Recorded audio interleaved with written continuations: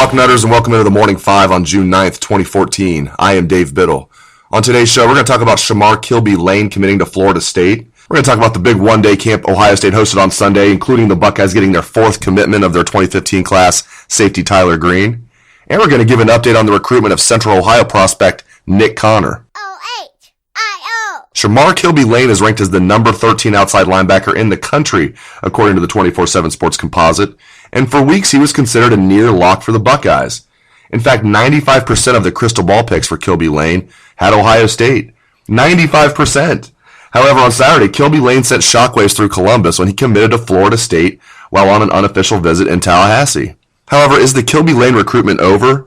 Not by a long shot, according to an excellent source at Ohio State. In fact, one of the Buckeye coaches still feels very good about Ohio State's chances with Kilby-Lane. We'll have the inside scoop on why the coach feels this way in today's boarding house for subscribers. If you're not a subscriber, now's a great time to give our free trial a test drive. But if you heard the news about Kilby-Lane and crossed him off your list, you might want to think again. The Buckeyes are not giving up on this one, and they believe they have good reason why.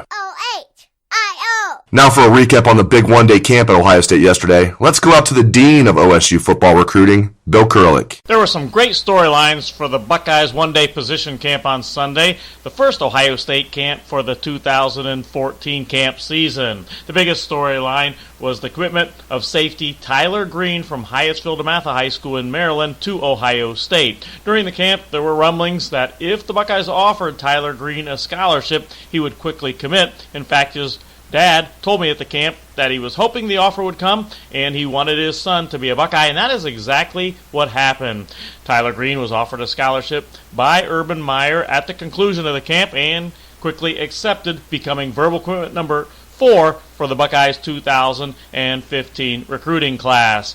Also, a huge storyline was the performances of two Super 2016 prospects, offensive lineman Liam Eichenberg and running back wide receiver DeMario McCall. The two Cleveland area stars were tremendous in their performances on Sunday. The good news for Ohio State is that both have Ohio State at or one of the top schools on their list, and I like the Buckeyes' chances of eventually landing Eichenberg and McCall. Eichenberg is one of the country's top overall 2016 prospects, and McCall simply caught everything thrown his way on Sunday and displayed tremendous speed. Certainly they would be great catches if in fact the Buckeyes eventually land both, and I do like Ohio State's chances. The other big storyline from Sunday was offensive lineman Grant Schmidt, a 2015 prospect from South Dakota. Schmidt and his parents